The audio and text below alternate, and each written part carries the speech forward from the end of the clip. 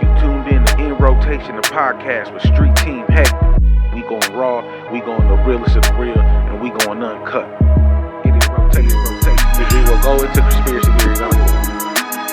We're not gonna push nothing as fact if it's not. We will put the disclaimer in there. You feel me? I don't even care, bro. I jumped in this podcast game ready for all this stuff. I mean, the only nigga is on that.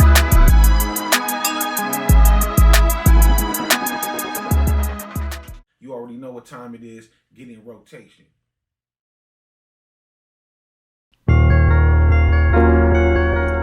Yeah.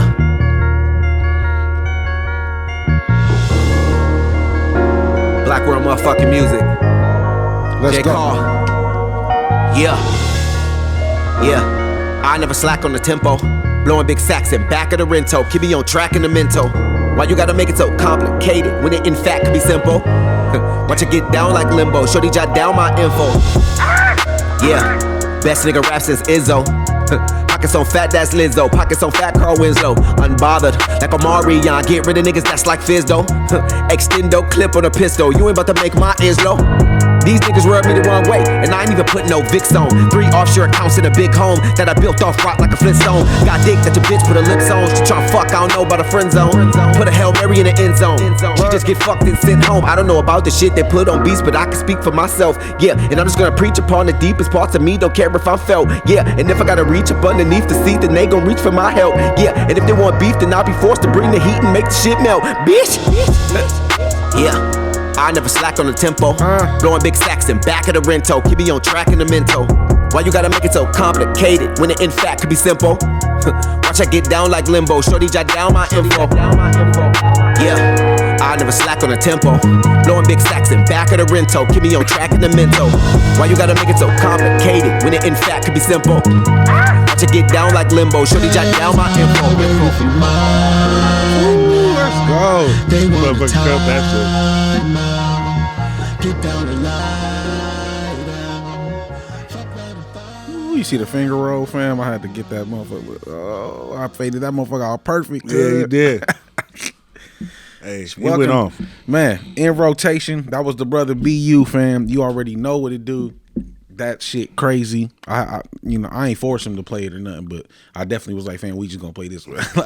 That shit cold. Shout out to BU, fam. We got a super special guest, man. In rotation, we on episode 6. This is a person who's on episode fucking 100 and something now. Gotta be 128. 120 fucking 8, fam. I literally followed you every episode. You know, on some honest, truthful shit. I think I was to like 72 before I finally like kind of, fell off from every week type shit. Yeah. But I still catch up. That's what's up, man. You know what I mean? I rock that. with you, fam. We got Sparkus in the building, fam. No bullshit.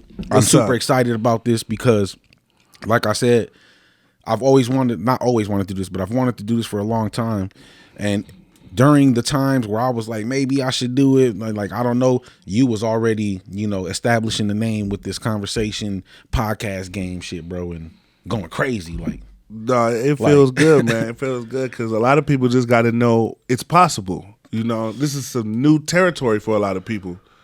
Just like how a lot of us ventured into music, but before we did that, we would listen and see other people, especially close to home. Exactly. You'd be like, wait a minute, if he could do it, I could do this. This is possible. And a lot of once you figure out something that's in the realm of possibility, that's when you motivate and other people start. So I'm loving where the podcast game is in Milwaukee right now. We got a lot of dope content creators. Yeah, it's going crazy. It's great. I love it.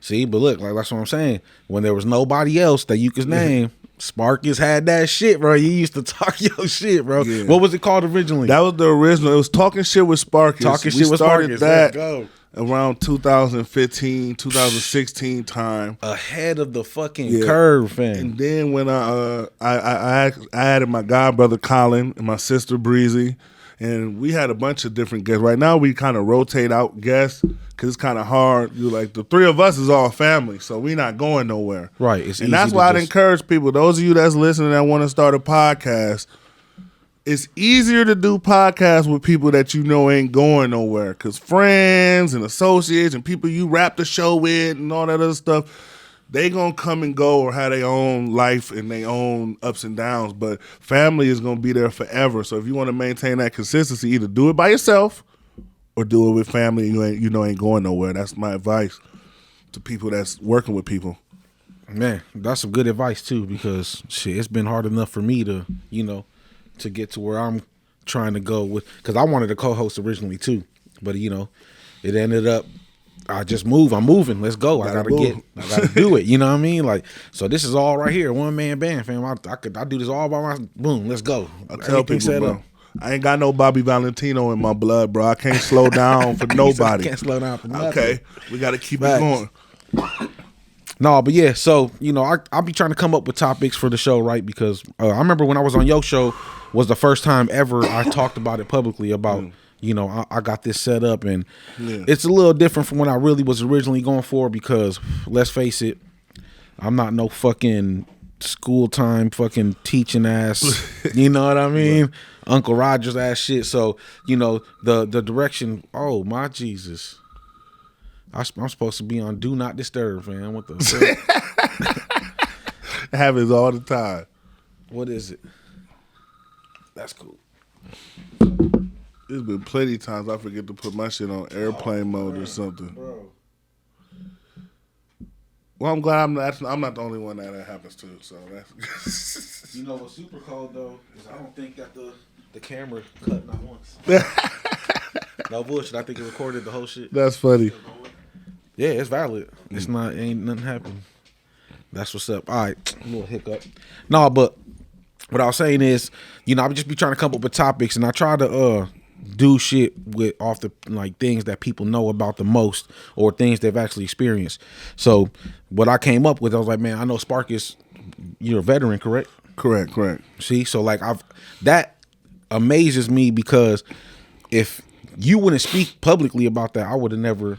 Oh yeah, a lot of people from the military. You know what I'm saying? Like, I didn't know. I would have never. You know what I mean? Until you it was like a Memorial Day one time, and you said something, and I was like, oh, for real? That's crazy. I didn't know that. You know what I mean? Like, that puts a completely different spin on what you think about a person. You know what I'm saying? Right. And not like it changes who you are or anything, or your character, but it's different. You know what I mean? Right. That's something that you experience that a lot of people don't get to. So I just wanted to pick your brain a little bit on that, man, because I know it's political as fuck, the whole process.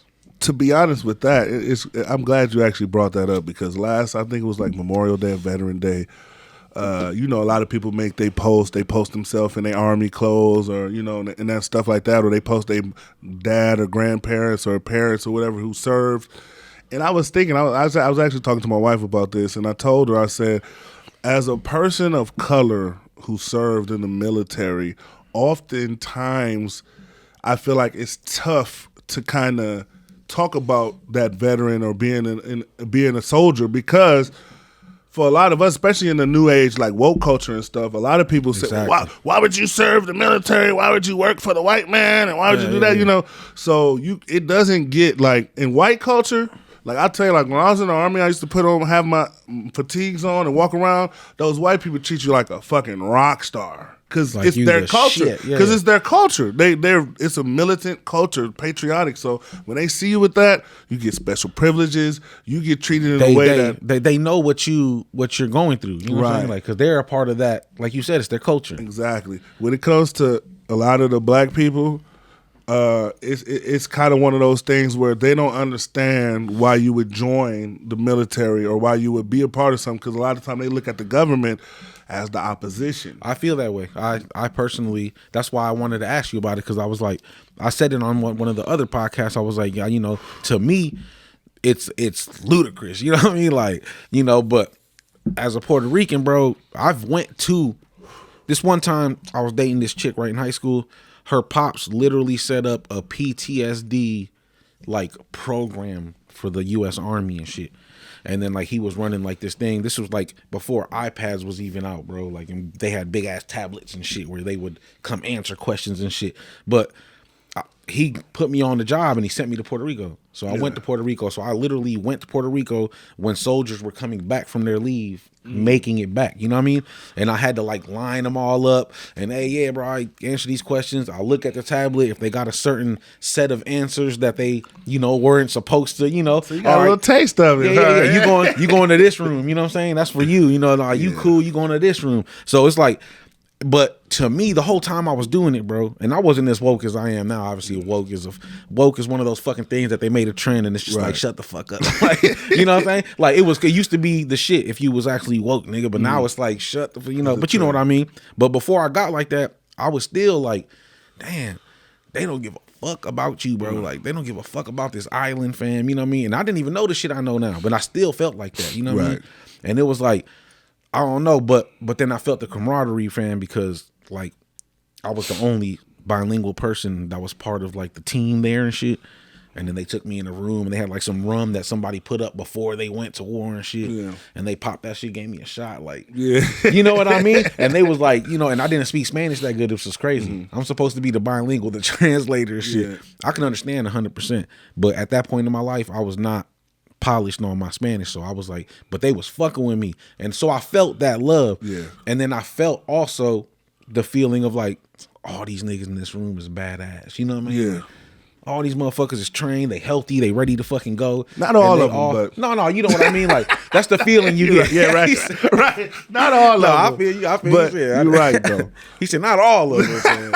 It's like the streets, man. It is. I'm glad you make that. And to go back to something you said about the woke shit before we go too far into the military shit is, I remember, like I said, also listening to some of your music in early 2010s, 12s, 13s, and you were one of the people, just like BU, was one of the people like back in the early days. A lot of us was talking about that conscious shit when the woke shit wasn't cool. There was no Griselda. There was no Top Dog and all these other people coming in making it cool. So a lot of us, when we were talking about pro-black and New World Order type shit in our music, motherfuckers was looking at us like, what the fuck are these weird ass motherfuckers? We were the weirdos. Yeah, I remember that. We paranoid. Now it's cool. But so I just want to put that out there. That's crazy. But to go back to what we talked about, I never put that connection there. A lot of us was ahead of our time. A lot of us was way ahead of our time, and the masses weren't ready for that message because they were still on that sheep shit. Yeah, but that's a whole another thing. But to go back to what you say about the military and the negative connotation it has with people of color, I think a lot of people of color, especially poor people of color, so coming from that lower class, a lot of us haven't been outside of the States. So when we look at just struggle, we only look at it from a black and brown versus the white man context, American context. Yeah. But and I'll be the first to tell you that America is fucked. Like there's a lot of shit that's fucked. We still haven't recovered from slavery. We still doing our. We got the nerve to want to regulate our brothers and sisters down there in Mexico and Puerto Rico when we stole their land. Like there's crazy. A lot of fucked up shit going on. I'll give you that. But one thing I learned, and the reason why I don't regret joining the Army, because the Army allowed me to see. Because a lot of they can brainwash you all they want to, but you see what you see. Yeah, you know what you're looking at. I got to meet people outside of the States. I got to talk. I got to be in situations with non-Americans. And let me tell you, the rest of the world is way more fucked than us. Fuck this. Look, for real. The rest of it, and don't get me wrong, slavery was fucked up. America, we could talk about how fucked up America is all day, but let me tell you, I'll come back right here to this racist piece of shit rock rather than live out there in a lot of these fucked up ass countries. Yeah, because this is what I tell people all the time.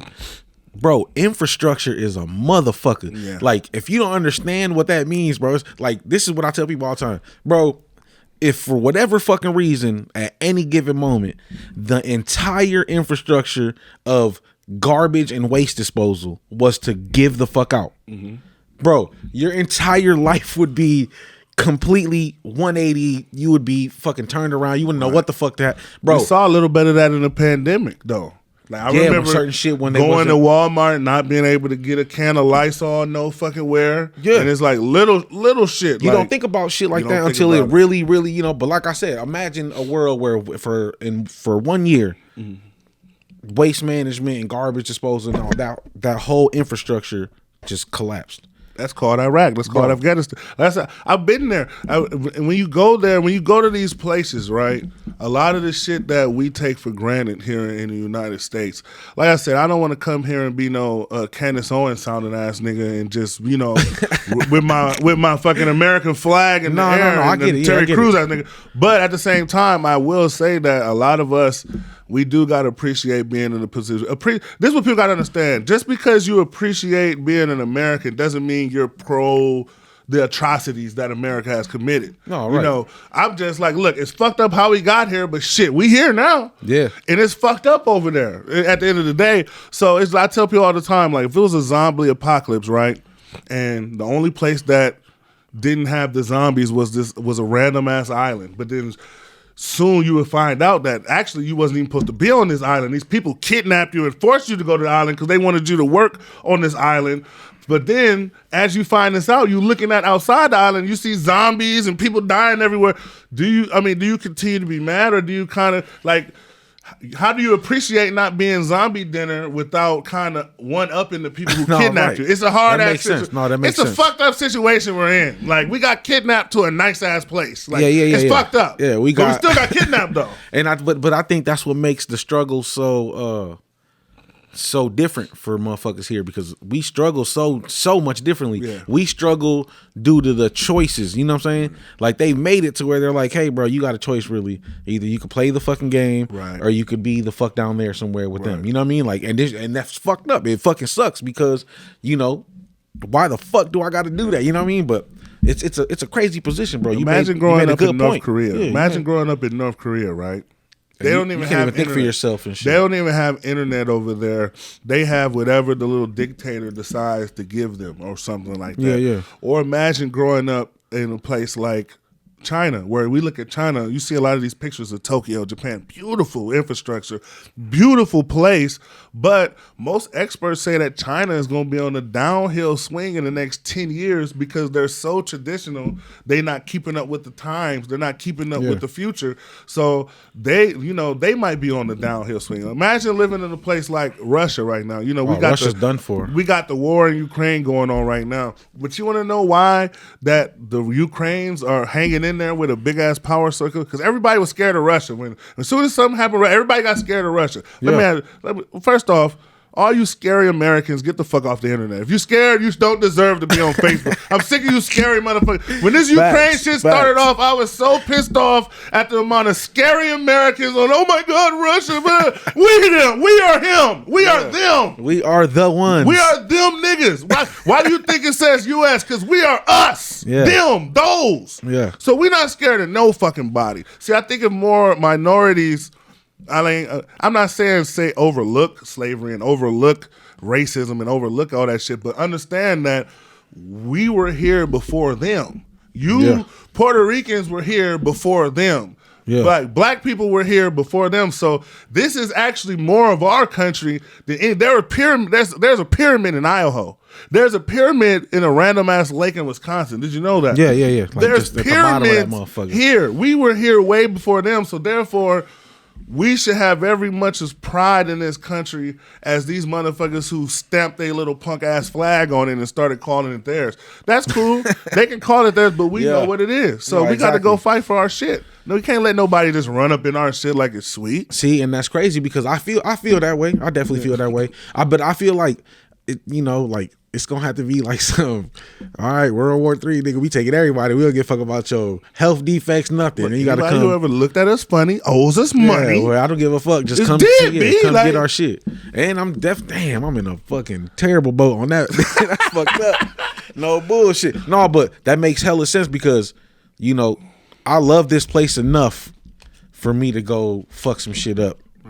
So that my daughter can live here. Shit, my motherfucking kids got. That's why I tell people, don't think about how you feel. Think about the world you want your kids to live in. Now, if I think about all the racist shit I had to go through in my life and the systematic oppression that I had to navigate through, then I start to get pissed but the thing that keeps my mind straight is I be like, okay, where do I want my kids to experience and live at and whatnot? And this, we can talk all the negative shit we want about America, but America can be a way better place. It is is better than when our parents grew up in. Our parents, like I said, we like to big up the old school shit, but some of our grandparents grew up with colors only fountains and actually the real threats. We've whooped enough ass for our generation at this point.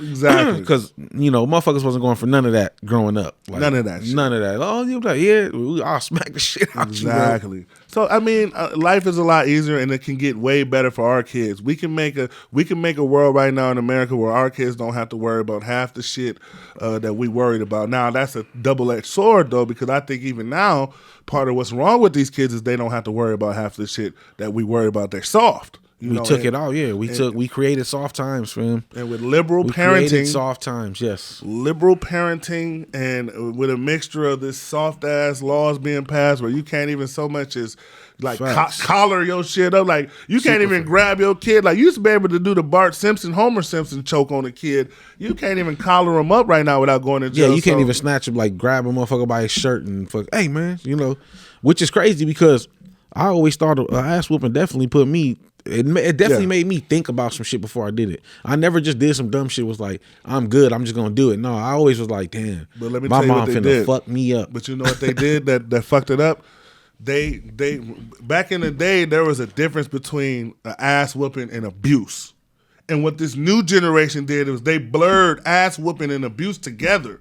So, because there's a difference. I mean, most of us that grew up getting our ass beat and shit, we weren't getting abused, meaning like motherfucker come home work drunk and they mad and they just beat the fuck out of you. And let's be honest, with an ass whip, especially when you're a kid, it's mostly psychological embarrassment than actual like pain. So yeah, you hurt, but it's like a quick little something that kind of more so embarrassed. The anticipation of an ass whooping was always worse than actual ass whooping. Exactly. If you ask me. So it was more of a getting in the like kid's you head. know you about to get your ass whooped, so it's like, man. But if you burning your kid with cigarette butts and like making them get butt naked and get wet, I see what you're saying. Yeah, that's abuse. What you said is exactly the point. Yeah, they blurred that line. They was like, listen, man, since we don't know, you can't do none of that shit. Like, exactly. Which is crazy though, because I've been fucked up. No bullshit. Real confession, bro. I grew up till 5th grade with no front teeth.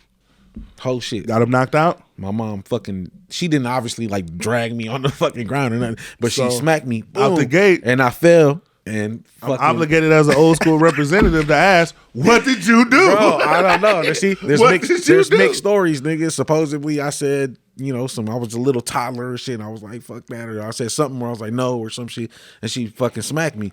But my titi Maria, she says that I said something about my mom talking to some nigga at the store in front of my pops, and she was like, "Shut the fuck up." And, that's what my aunt said, bro. So I don't know, bro. I don't know.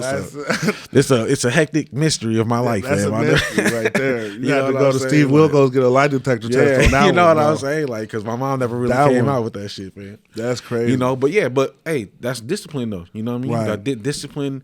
It makes me think about shit. I've always been that dude too. Always. And every clique, every crew, every situation, I've been hey bro, maybe we shouldn't do this like that. You know what I'm saying? Like always. Even when the motherfuckers be ready to fight and shit, I'm always the one like, hey man, we ain't on that shit, bro. Get the fuck out of here, fam. It's a leader. I don't like that shit. You know what I'm saying? Like not, and then it always, what happens, but that's to me is a definition of an alpha male to me, because a lot of times people get that confused as the alpha male being the aggressor, but often the aggressor is just a soldier, or just a beta that has orders or has a doctrine that's already put in their head that they're supposed to follow.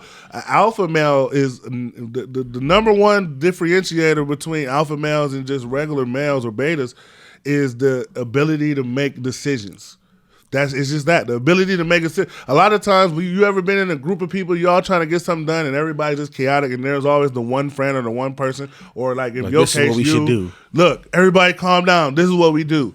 Or, a bomb about to go off. It's 20 seconds left on that bitch, and we ain't no way we can get around with it. An alpha male is going, okay, can I throw this bomb into something? They're going to think solutions. A beta male is going to think panic, run, do what I got to do to survive. little nigga shit. So Right. it's a different mentality. Little nigga shit, they just fighting just to, I got to get this off. Like, Yeah, that's why I don't kick it with a lot. Now, don't get me wrong. I got beta males that I'm cool with. There's beta males out there that know they roll and shut their mouth on some rock type shit. right. I respect them, but I don't like kicking it with beta males because those are typically the main ones who start fights and start the shootouts and start the bad shit that happens when you go out. Because the alpha male is a decision maker, and part of being a decision maker is being able to weigh outcomes and weigh conflicts and weigh stuff. So as an alpha male, it goes through your head like, if I do this, you're like estimating on the way. Yeah, like, what's gonna happen after this? If happens? I swing on him, he's here with 8 niggas, and I know they're strapped, so they probably gonna up on me.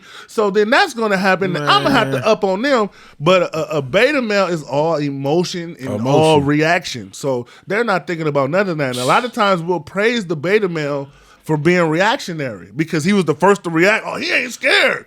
But it's a lot of non-scared niggas dead in jail right now. Man. It's a lot of non-scared. I tell people all the time, you don't got to be scared to die. I just had an epitome right here on In Rotation, man. I'm over here tripping. Like, I literally just went through my mental file cabinet of all the niggas I see act like that. And I'm like, beta fucking males, man. Betas, man. Like I said, that's crazy. Quick to act, but it's like, did you really sit back and think about what you just did? Because you just caused a whole bunch of shit. That's why, even going back into like the American political shit, when this next election, because women can be alphas and betas as well. Yeah.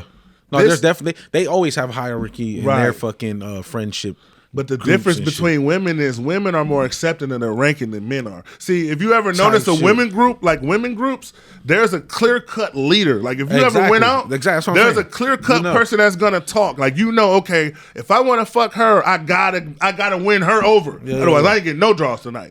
Like that, it's clear-cut. She's the one that's gonna be like, hey man, we should do this or not. You know what I'm saying? Like, whereas you get a bunch of niggas, everybody think they Red Ranger. Everybody think they Michael Jackson, Michael Jordan, Mike Tyson. Everybody think they him, and it's like, okay, one of you might be him, but the rest of y'all need to play it. You need to play the guitar. Yeah. You need to hit them drums. You need to do your background vocals. Yeah. Like, people got to play their role. And that's why a lot of men groups are just, there's weird dynamics and constantly getting into. Even though women have their shit too, but one thing I recognize about women is they know their roles. They know their roles within their clique. You're absolutely right. You got the fat chick that's just there to dick block and fight. Yeah. She know her role. She fat. She's not going to get too many dick opportunities, but she's there as an offensive lineman to make sure she blocks the number one, the QB1 from getting hit on too many times. That's real talk, That's facts. Like, shout out to them. Shout out to the David Bakhtiari bitches out there. We got to show them some love, man.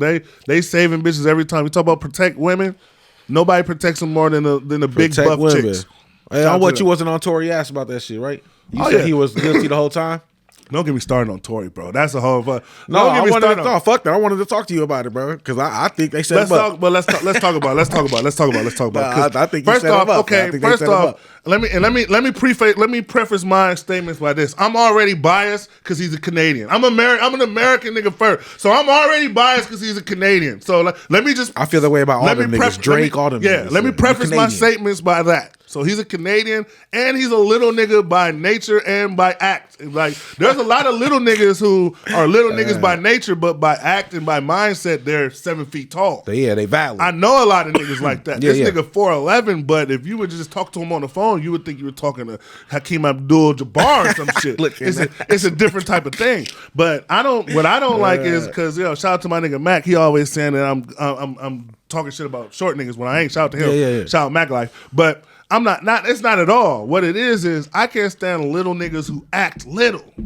Yeah. Little niggas who act, and Tory, everything about him strikes me as a little nigga who acts little, meaning that, like I was just saying, the beta male, whereas everything is reaction, everything is emotion, everything is making a scene. I mean, if the Tory Lanez and Megan Thee Stallion incident was just the isolated incident, meaning that was the only thing we really heard from Tory, ever, I would give him more of a benefit of the doubt as a black What did man. it for you then? What did it for you? I'll tell you right now what did it for me. What? The August Alsina shit. Yeah, I mean, August Alsina, man, come on now. Bro, that for me, I was like, and I ain't gonna lie, I was caping for Fed for a little bit. He's just like, August Alsina. He made some good ass music in between, bro, and I was liking that shit, and I wanted to like the motherfucker. Bro, I wanted to like him, bro, and I was like, and then the August Alsina shit came out, and I'm like, ain't no way. Then I seen the video, and I was like, You can't misconstrue that, fam.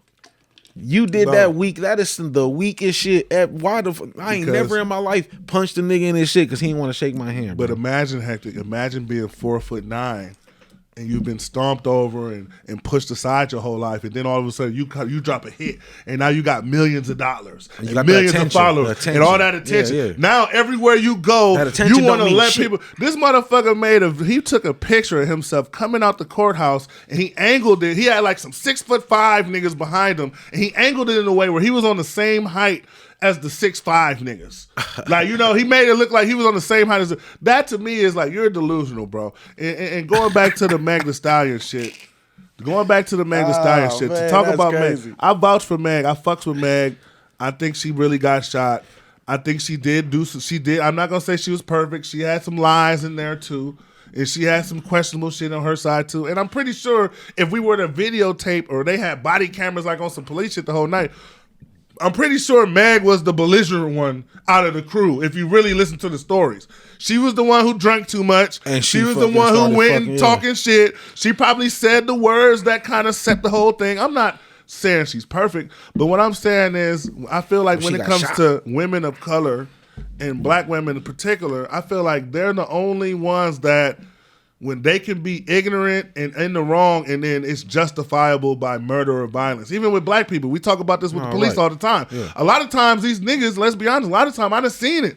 The black person that's getting pulled over did break the law, did do something wrong. But our argument is always, what I agree with is, but that's not worth his life. Why is every time we fuck up, it's worth their life. It's life or death. Whereas the white man or the Asian man, box you, they can fuck up, they can do all this other shit, and it's you still kind of caring about his life. So I feel like when it came to somebody like Megan, at the end of the day, no matter what the stories, the doctor said there was bullet fragments in her foot. For those of you who are confused by that, you probably never shot a gun. What happens if somebody shoots a gun at the ground? Let's say if I were to shoot a gun right here in the basement in the ground, there'd be, tens, maybe even hundreds of bullet fragments that would break from that. Because it would boom. It would explode on contact. The bullet would explode. So I could shoot. I could shoot a gun right here in between both our feet. Both of us would get hit. So you think he was on some dance type shit? I don't think he was. I think the dance bitch was.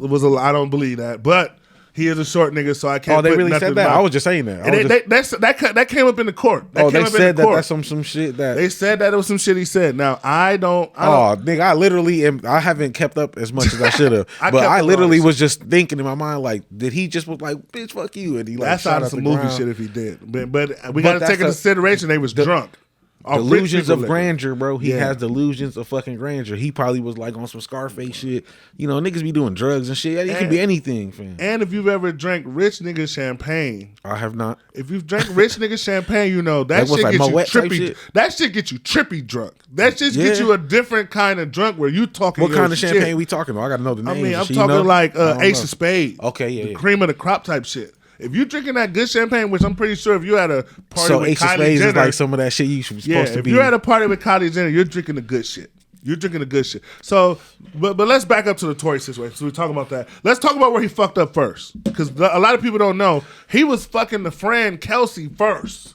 Right. Then through Kelsey, he started meeting Meg, and of course, after Meg comes along, it's like, well, fuck, I want to fuck Meg. So him being in his position, 2020, Tory was on top. Quarantine Radio had some chicks tapes coming out. He was killing shit. So he was like one of those upcoming artists where I'm pretty sure his pussy count was at an all-time high. So he's fucking both of them. He fucking Meg and Kelsey, which, hey, kudos to you, short nigga, you accomplished it. But this is where he fucked up at. Let's talk about where he fucked up at. This goes back to the little nigga shit, because how did you ever let that conspire to what the fuck happened? Because he did a little nigga move. Exactly. He brought his main bitch and his side bitch, or he brought two bitches he was fucking to the same function.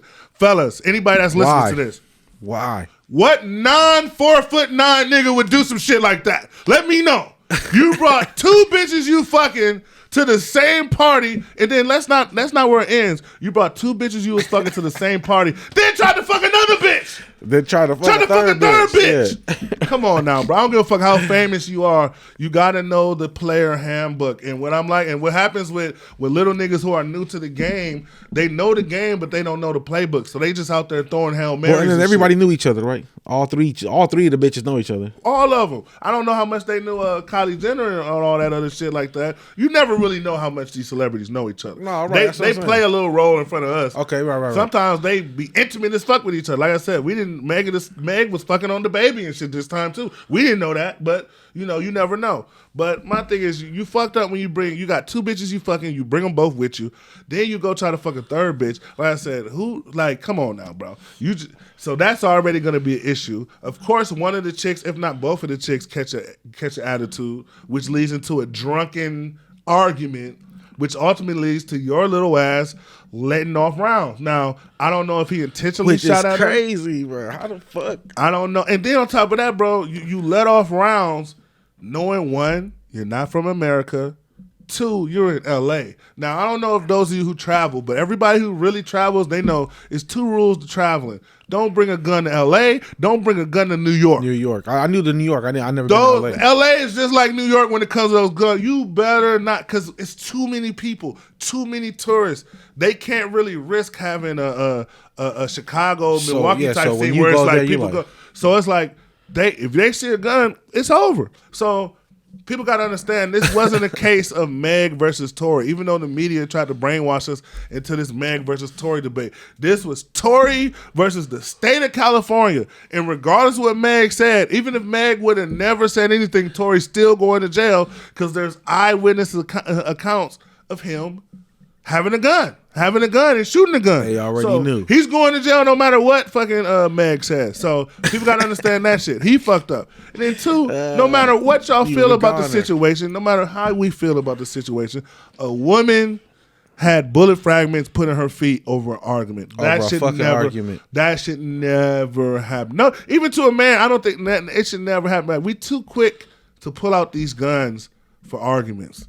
Yeah, because now it's always been like that, but I feel like more than then, it's crazy. Like the vibe out here right now is nuts. Like, yeah, it's like, and I think what it is just the content, bro. Where these motherfucking kids are just taking in so much, and I can only imagine, bro. Because when I was 15 years old, I was 100% set in doing what the fuck I was gonna do. I thought I was gonna be the greatest, most historical gangbanger that there ever was. But you know what you didn't have when you was probably 15? You didn't have a million other little gangbangers to co-sign your thought process on the internet. See, and that's what it is. But I could have been the coolest motherfucking, you know what I mean? And like I also didn't have the visual, bro. Like this internet shit, bro. You can see motherfuckers get deaded, fam. Yeah. Right in your, you could just fucking look on your phone, boom. That, yeah. Oh shit! Like I've seen it so many times. It's like, I don't give a fuck no more. Like it's not, bro. You seen the one in Puerto Rico where they caught him outside the bar and shit? I saw that. It was like 4 of them outside this little corner, bro. And then they came back and made sure they don't. Like what the fuck? That shit fucked me up. I'm like, bro, that is nuts to me, fam. I'm not about that. I'm sorry. I'm like, that's a pineapples. My pineapples. I'm out. I'm good. I'm snitching on somebody. Who needs to be snitched on? I'm good. What name you need? What? Okay, you say what? I know where all them niggas live at. Yeah, like I said, you remember them Animorphs books where you used to flip the books through, and then in the corner, the little person would transform into an animal. Like I said, I'm in the corner transforming into 6ix9ine and shit. You get to chopping niggas' head. That's why I'm not in that life. That's why I'm not in that life. I'm not a street. I don't identify as a street nigga at all. Yeah. Because at the end of the day, if you do some shit and they talking about I'm going to jail for 30 whatever years, I'm pulling a gun on you. Well, I mean, I'm taking a plea. I'm conflicted like a motherfucker with that shit, bro, because I definitely live by certain shit. You know what I mean? But listen, bro, if it ain't got shit to do with me. Oh, yeah, that's snitching. No, that's snitching. If it don't got not nothing. minding your business is where snitching starts with me.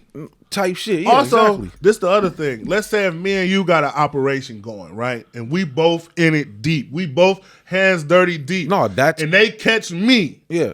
I shouldn't have shit to say about you at all. Anything.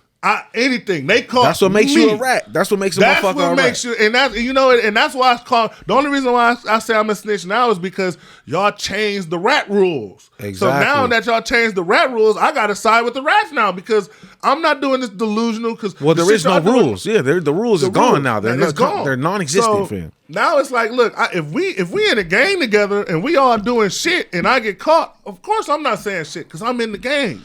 I'm a part of it. But that's facts. Like, and that's why I don't like. That's why I don't even like really comparing as much as the Gunna. Because to me, the difference between the Gunna and 6ix9ine, because those are the two big snitches everybody's talking about. Yeah. The difference between the Gunna and 6ix9ine shit to me is that 6ix9ine perpetuated this tough guy.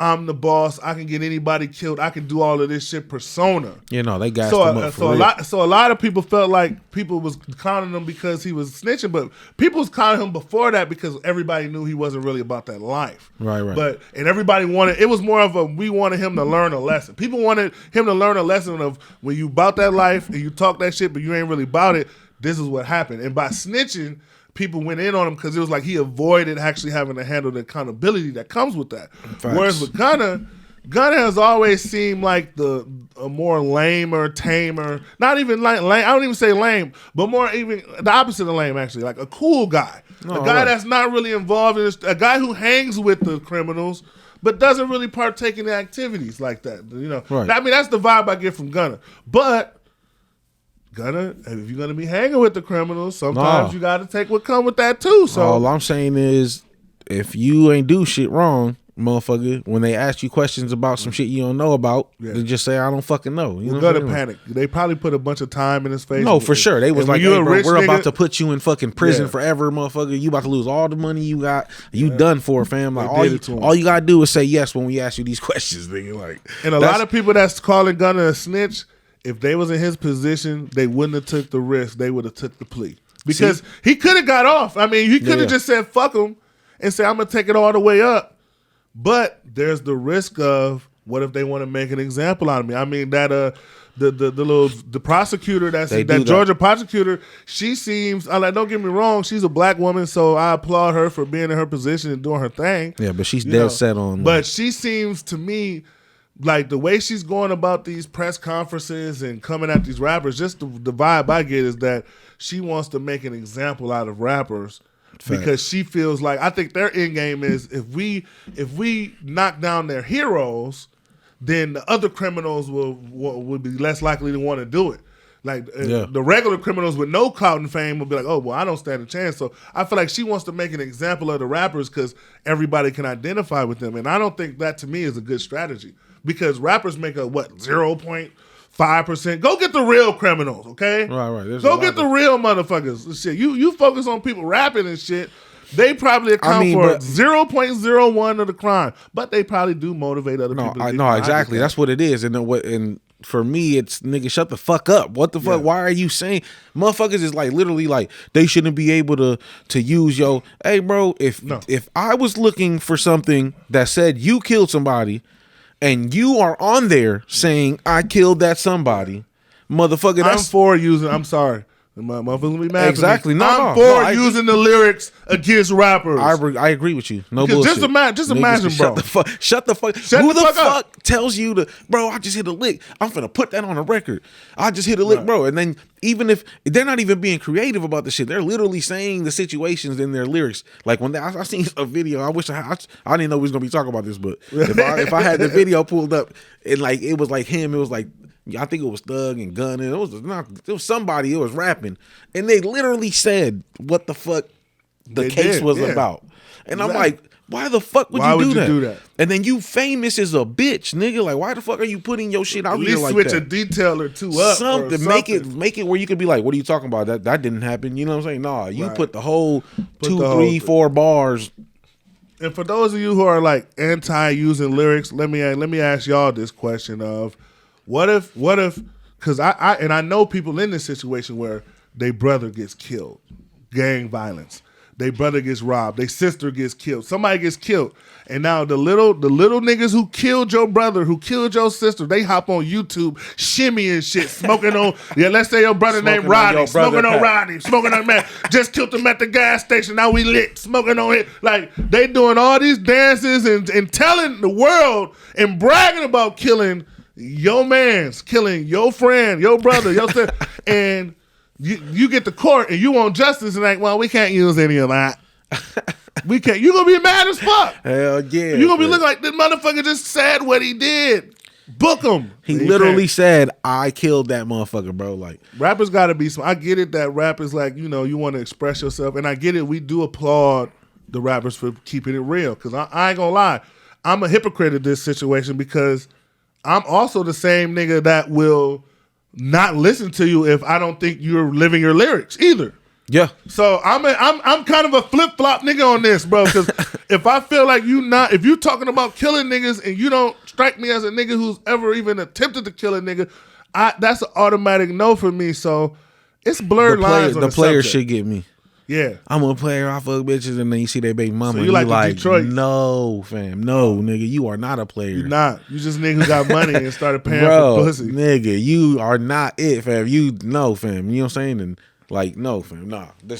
But yeah, that's just an example. You know what I'm saying? Like, but yeah, you should absolutely, like I said, if you say I fucking killed so and so on such and such date or whatever, and y'all, like I said, you ain't even being creative about it. You ain't using metaphors, nothing. You just I ain't gonna lie. flat out. That's why another reason why that's why one of my favorite new rappers. He ain't even new. He been around for over a decade. Is Dirk. I fuck with Dirk heavy. Yeah, and the reason why Dirk is the expert of saying what he did without saying what he did. Type shit. Like vague street references where if your ear is to the Chicago streets or your ear is to the street and you know what's really going on, like you might be able to piece it together. You piece it together and be like, this nigga really just said this. Yeah. But for the average listener or a court judge that's listening to it, it can't be used as a statement because it's too vague. Yeah. Another person used to do this a lot. Jay-Z. You know, he was the king of the subliminal criminal. He used to be he would say shit, but it was like but he would do it in a way because he was like, well, I'm on top of the world, so if I diss you, I'm gonna make you bigger. But if I say it in a way where only the real fans kind of know what I'm talking about, you know, like when he dissed the whole Dipset on Dig a Hole. on Dig a Hole on Kingdom Come. Nobody knew, like, the real Jay-Z fans love Kingdom Come because he's dissing everybody on that album. Yeah. But if you're not a Jay-Z fan and you don't know the backstories of this, it's just a corny old guy album. You don't know what he's really talking about. Yeah. So that adds context. Yep, that adds context. So, like, even when shout out to Dirk, and I'm a example of how big of a hypocrite I am. You know, OTF and FBG, you know, they had a lot of beef. You know, RIP to Doug. You know, he was one of the most talented rappers to ever come out of Chicago. RIP to them. I like talent no matter what side because I'm not a gangbanger, so I don't have a bias. But at the end of the day, you know, Colin always like to say I'm honorary OTF because of how much I came for my boys. But there was a situation where, you know, you had FBG Cash, a rapper out of Chicago, came out. He made a diss song to Dirk and made a diss song to King Von. More than talk, pretty much making fun of King Von's death, making fun of King Von getting killed. He made a whole video of it, you know. And for those, you know, you can watch it on YouTube. FBG Cash, diss of King Von. He made I ain't gonna lie, this song was good. Like he was going in on Von. So this was after the Duck shit then, right? Because Von died after the Duck and after Von. Okay. So this song was hard. I couldn't rock with it because, like I said, I'm honorary OTF, so my bias wouldn't allow me to give it credit. Yeah. But from a musician standpoint, this song was cold. But on the video of this song, he's in front of Von's mural in front of O Block, you know, trolling Von in front of the mural. So then out of nowhere, a week later, Dirk drops the deluxe version of his album, the 720 album. You know, what I said 720. I forgot the name of the album. But he drops the deluxe version, right? In the deluxe version, he has this song called Computer Murderers.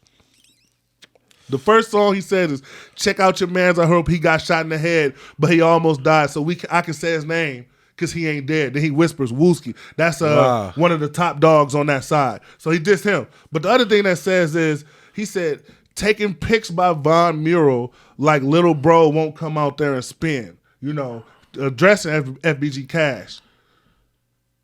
weeks later, FBG Cash was murdered. Damn. 2 weeks later, FBG Cash was murdered. So this is where the fucked up part of me comes in. When FBG Cash, and this is how desensitized, and I'm going to use myself as a sacrificial lamb because there's more people like me. Yeah. They don't want to admit it. But this is where the fucked up part comes in. When FBG Cash was murdered, I listened to Dirk nonstop for like 3 months straight because all of these lines was hitting different. Because when you talk about murdering and all of a sudden, man, you really know a motherfucker really got somebody whacked over this shit. Now all of this shit he's saying is hitting on a whole nother level. And it took a while for me to whole level of authenticity. Yeah, I'm listening to everything. He dropped another deluxe after that where he's literally describing how the same way, because those of you who don't know, they put an air tag on FBG Cash's car when he left the club, and when he was in the middle of the night, like early in the morning, these guys came out, shot at him. He ran out the car, and they shot him and stood over him and wasted the clip on him. And 2 weeks later, Dirk's in a song talking about rolling up on somebody early in the morning, stand over him. That's my favorite pose, all of this shit. And I'm listening to this. I'm like, that's exactly what happened to Cat. So to me, just imagine reading like a science fiction book or a book or something. But as you're reading the book, the shit is really happening in real life. It's intriguing, but also it's fucked up because somebody lost their life. Over and I'm what, too? I'm desensitized to it because I'm a fan. You know what I'm saying? So that's the state we are in. So like, what the fuck are they doing down there that makes them want to be like that though? What the fuck is Chicago like? It's glorified. It's just glorified. That's what it is. Think about it. I mean, you've been to Chicago. You see how it is. No, yeah, like, facts. I've been there. If you get a body in Chicago, and like I said, and even to quote the dude Dirk once again, he said, if you get off on a body, that's equivalent in the streets to winning a Grammy. Like, they're looking at you like in a whole new light. Like, you get to say, remember I told you about how the white people look at veterans? Yeah. That's how black people in Chicago look at gangbangers who then killed and did what they got to do. They look at them like veterans. They look at them the same way that we look at, the veterans. So it's a level of respect, and there's a level of, a upper echelon we put these street guys on. And as a young person of color, I want to matter. Yeah, I want to be the man. I want to be somebody that everybody likes. So what am I want to be? Who looks like me that's getting all the love? Rappers, gangbangers, pimps. Dope I don't see a bunch of doctors getting glorified in my hood growing up. I don't see a bunch of dentists getting that type of heat. What do I see? I see basketball players, rappers, gangbangers. Like the limited amount of things we like to glorify is the reason why so many people slip into these things, man. That's super. We got to start glorifying more shit. I'm literally living proof of that, fam. I thought half of this shit I did that was fucked up in my life. Literally, I thought I had to, like, this is what I gotta do. You know what I mean? Like, this is what the fuck is meant for me. You know what I mean? Like, I went to jail and I was like, bro, everybody goes to jail. And that's not true, bro. Like, that should not be like that, fam. Like, it's not. That's a traumatizing thing. It was a traumatizing experience, fam. You know what I mean? Like, it was traumatizing for me too. I spent one night. He said it was traumatizing for I me spent too. one night for unpaid tickets, bro, in Waukesha. Oh, the nicest jail is still looking at. The nicest, bro. They had, let me tell you, bro, all the jail guards in there looked like Hillary Duff or fucking look like Regis Philbin. I'm like, bro, if I really wanted to break out of here, I could, but out of respect, I'm gonna just stay kept.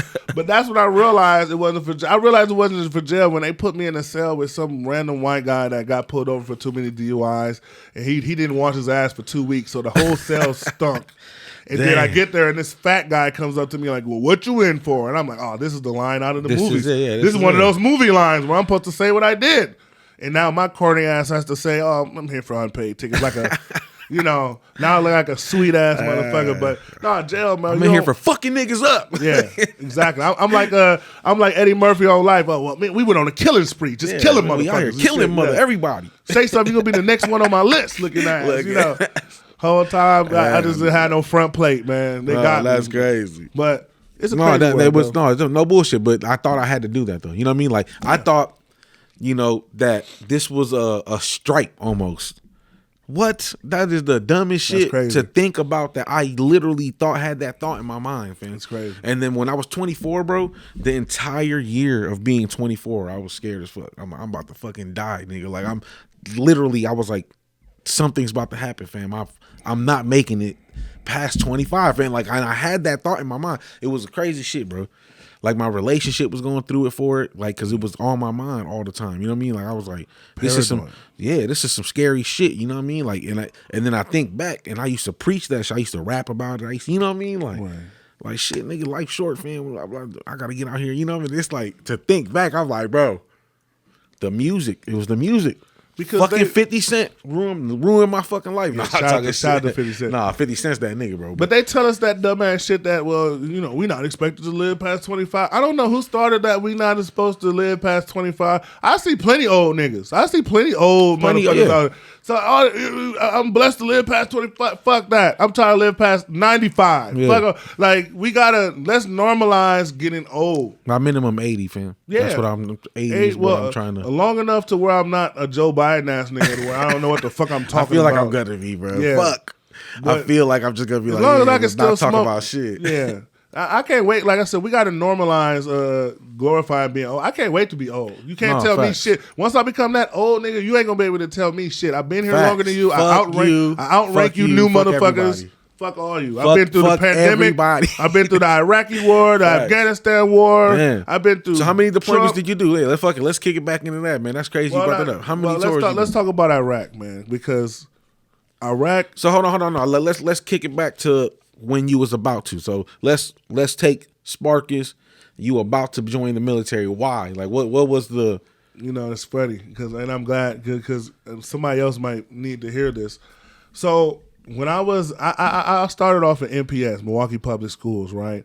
And eventually, you know, my parents, they start getting better jobs and they start moving out, and my dad started doing really well, and my mom started doing very well, and we moved out to Brookfield. Hey. So when I was a teenager, I grew up on the north side. I grew up on 20th and Locust, 29th and Villard, off of then 41st and Glendale off of Sherman. So I grew up on the north side.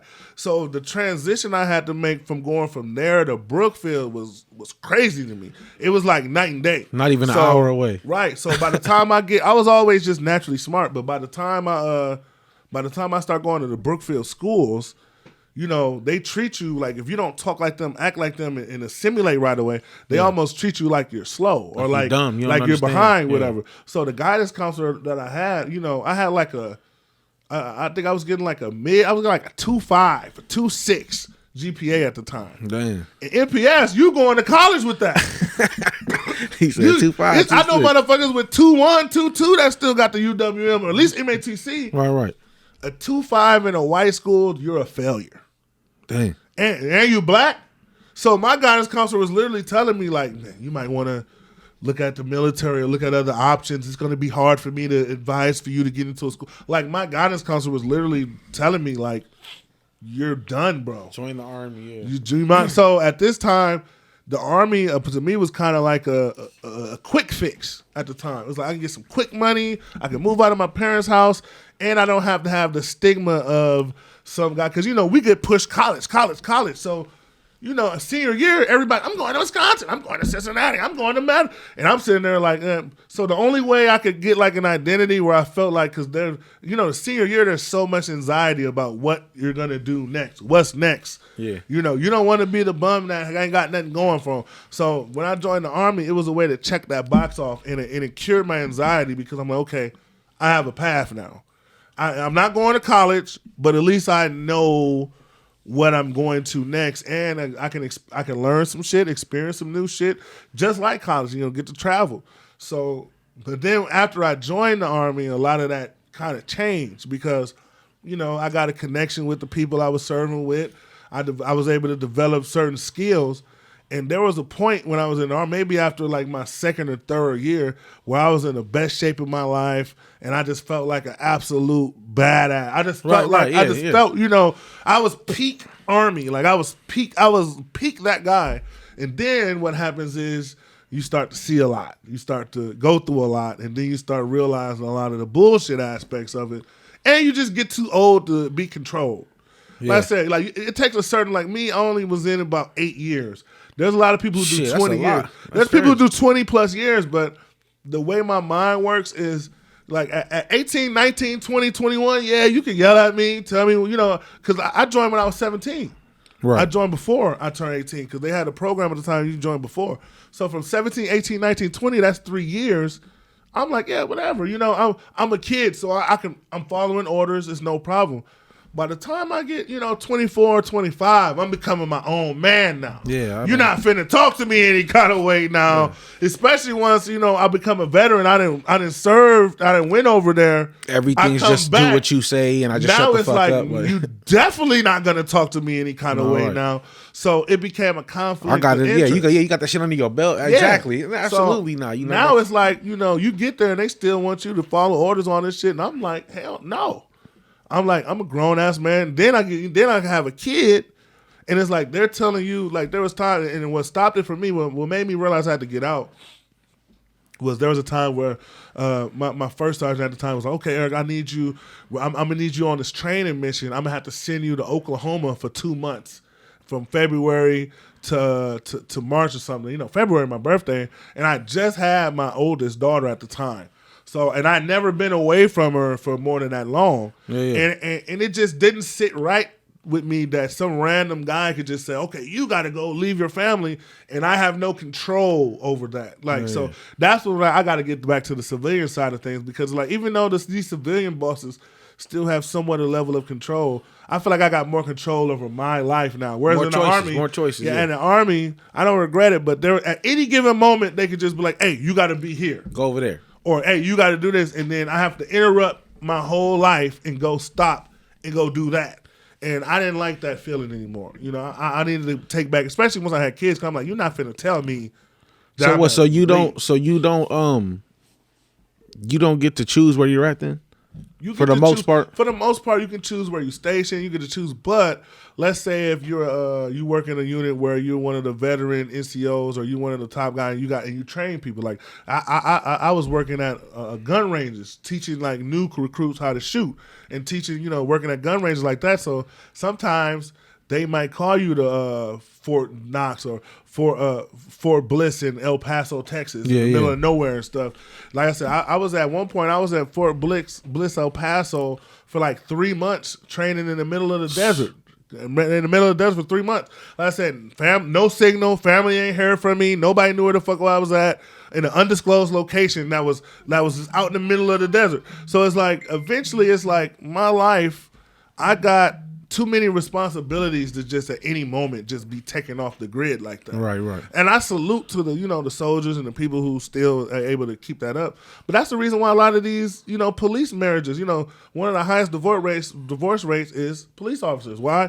Because their personal life is invaded. See, when we work a job, once I clock out, I don't have to answer to no fucking body. Yeah, don't talk to me about shit. If you own a business, once I'm done with my business, or once I'm done doing putting my own hours in, no, I don't have to answer to nobody. But in jobs like, police, military, those type of shit, that's why you got to respect those guys, because they're literally giving their whole life to the call. Because at any given moment, even the fucking firefighter at any given moment can get called in the middle of the night. Hey, so-and-so ain't show up. We need you to come. We got an emergency. You got to get up. Firefighters definitely are top of the list respect for me, fam. Like, you got to get up out your bed. And I'm just a segue.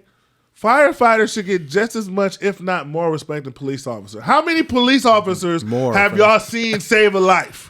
Let me know. Exactly. That's what I'm saying. I've seen firefighters save several lives, but for some reason, this whole life-saving and protection credit goes to fucking police officers. These motherfuckers do more paperwork than lives. Yeah, fact. And let's keep it real. Who gets impacted by police officers? You want to know who gets impacted the most by police officers? Working class, non-criminal citizens. Yep. Those are us just trying to get to work, but our plates might be expired or some shit. That's who they going after. Yep. Not the motherfucker who doesn't have plates at all, that's baselining and jigging through the city with a kilo in his trunk. He's fine. He doesn't worry about shit. Why? Because he's not driving anywhere that the police are going. But those of us who are going past county lines and going past and have to maneuver through the world to work and get money, provide for our families, and work, facts. We're the number one targets of the police. So shout out to the firefighters because at the end of the day, firefighter. I'm telling you, top of the list. Right, they're really the ones that are saving lives. Well, think about it. There is no enemy for them. There's no opposition to a firefighter. Right. All they literally jump into the danger to help a motherfucker. That's the only reason they're there, fam. Them and paramedics and shit. I hate motherfuckers that don't get out the way when the fucking bro, get Milwaukee the fuck got that out bad. the way, fam. Get the fuck out. Bro, what if that was you or one of your family members laid the fuck out? Exactly. And these niggas need to get to help him, and you over there, oh fuck that, like, bro, get the fuck over for 2 seconds, fam. And we just saw that with the DeMar Hamlin situation in NFL. Everybody was watching Monday Night Football. He had to get CPR and whatnot. And if it wasn't for those ambulance and the medics coming out with the quickness right away, any little second, people don't understand. Once you go unconscious or once you stop becoming responsive, the window between you being here and never here again is very small. Your brain and everything starts to deteriorate like that. Quick. So seconds, minutes, everything matters. So shout out to those people. Even like with your house, if your house started burning down, those seconds that a firefighter get there could be the difference between the person that's trapped in the attic getting saved or the whole everybody just dying. Everybody fucking dying. If these niggas didn't come to fucking put their life on the line for your shit, you would be not to go to war like none of that. They have to go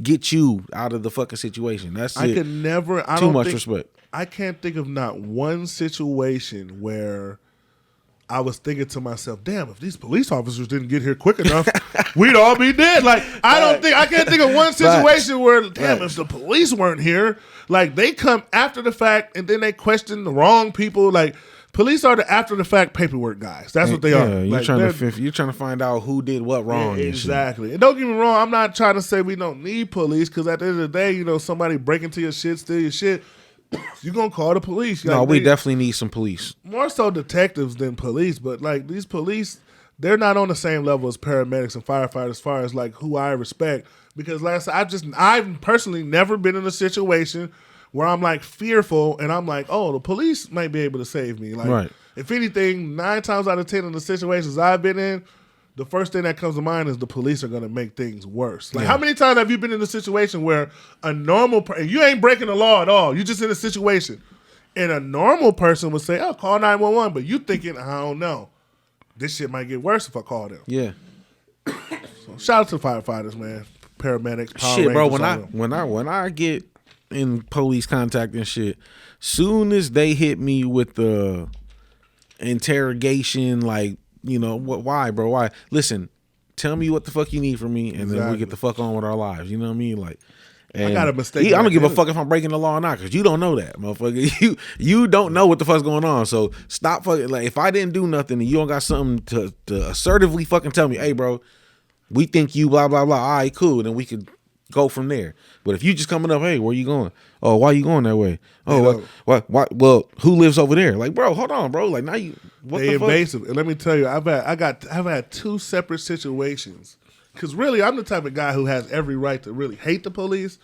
Because I respect the people that I don't mind hating on the police is people like myself, non-criminals who always get into constant situations with the police, but you're not committing any damn crimes. Clean records, ain't doing shit, but for some reason, I'm still in the police. I've had 2 separate situations, Heck, where I've been damn near arrested because of mistaken identity. I'm going to tell you a story. They just think you somebody. I don't know if you ever heard of L Boog and the East Side Boys and the Jacket Down era. Shout out to them, some of the pioneers. But they had put out a video. I forgot what the name of it. It was like some like Dope Money or some shit. I forgot the name of the video they had. But it was a very incriminating video. It had a lot of drugs, a lot of stuff. And at the time, the Milwaukee Police Department was going all over the East Side and trying to crack down on these niggas and trying to damn near Young Thug these niggas at the time. They were like public enemy number 1 on the East Side. The motherfuckers was coming after them. So let me tell you something. I was coming at this time. I lived on the East Side. I had undercover police officers because they saw at the time I was doing music heavy, and I had artists coming in and out of my house all the time. Like anybody in the early 2010s and to 15 era that remembers when I used to stay off a nap on the East Side. Most of y'all favorite local rappers that came to my house or did a freestyle at my house or then kicked it with me at Brewing Grounds or somewhere around that area. Right in that area. That we've been around there. So my house became a target to the police because they kept seeing rappers because they associate rappers with criminals, which is fucked up. But coming in and out of my house, So these motherfuckers staked outside of my house. They hid between some parked cars. And one day I'm leaving. I'm going to school. I was going to Bryan and Stratton at the time, and I'm leaving out early to go to class. And I do a wake and bake bowl. I'm high as giraffe pussy. I'm high as shit. And I come out, and these motherfuckers come out of the blue like, "Hey, sir, get out on the ground." And I'm so confused because they had civilians' clothes on, but they had with bulletproof vests on, but they had badges on their bulletproof vests. It was the weirdest shit. I've never seen none of it. So yeah, they do some sneaky shit. They came like... so swift at me, Hef, that I started thinking that, wait, did I do? I started thinking of every little thing I may have ever did. Because I'm thinking, did I do? They came so swift that the thought process of me being innocent didn't even come. I'm thinking if they coming like this, I had to have did something. Damn, they must have did. They think I did some shit. I smoked too much weed. They smelled it. I'm like, what's going on? Like, damn. I'm confused as fuck. So all of a sudden, these motherfuckers put me on the ground. It's like at least 5 of them. I hear them talking, and one of them goes, "Oh, never mind. This isn't the guy. He's too tall." Wow. So and they stand me up, dust my shirt off. My sorry man about that. You wouldn't happen to know who L Boog is, or a street name by L Boog, or a rapper, would you? You know, get the fuck he out started asking me, did I know who L Boog was? And at the time, of course I know, but I'm like I said, it goes back to our snitching conversation. I'm like, I'm not finna give you information that ain't got shit to do with me. Yeah. I don't know shit. You know, I don't listen to rap. Okay, I listen to Hootie and the Blowfish. I listen to Hootie. Okay, I don't know shit, man. Yeah, so facts. I'm like, it made me think to myself, like, if me, a college student that doesn't commit no crime, the biggest crime I do is smoke weed. Smoke fucking marijuana. And that's the biggest crime I have against me. So if a guy like me can have undercover cops waiting outside his house to put me on the ground with guns out blazing, thinking I'm some sort of high-level drug dealer, at that point was the opening mind. I'm like, okay, niggas don't stand a chance. No, facts. We don't stand a chance. No, there's no way. No, at all. I lived in a small town, fam. It's not small. It's like 8,000 people, maybe something like that. It's over by Fort McCoy.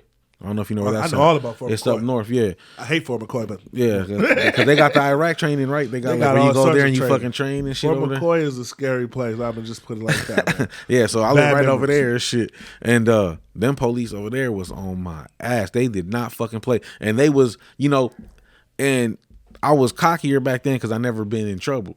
Yeah. So I'm like, man, fuck y'all. I know my rights, and I thought I was so smart and shit, whatever. And I got off on their ass a bunch of times. Like, fuck y'all. Y'all can't do that. And then they'll try to and I'm like, hey, if you touch me, I swear to fucking God, I'm gonna sue y'all motherfuckers, bro, because there's no reason for you to be talking to me right now. And they used to be hella mad. Like, okay, Mr. Vargas, we're gonna see you. We're gonna some gangbanging shit. Like, that's how they do. Got you, nigga. When I see you, I'm gonna catch you. You know what I'm saying? Like, and then one time, dude told me straight up, I went to go file a complaint, and they straight up told me, hey man, we the police. We do what the fuck we want. Literally, just like that. He's like, we're the police. Who the fuck's gonna believe you if you tell them that we did something that nobody's gonna believe you? I'm the sergeant. He said, I'm the sergeant of the police department. I do whatever the fuck I want. And I was like, oh, these niggas like, I thought we were about to start fighting. Yeah, I thought he was about to try to grab me or something. I'm like, oh shit.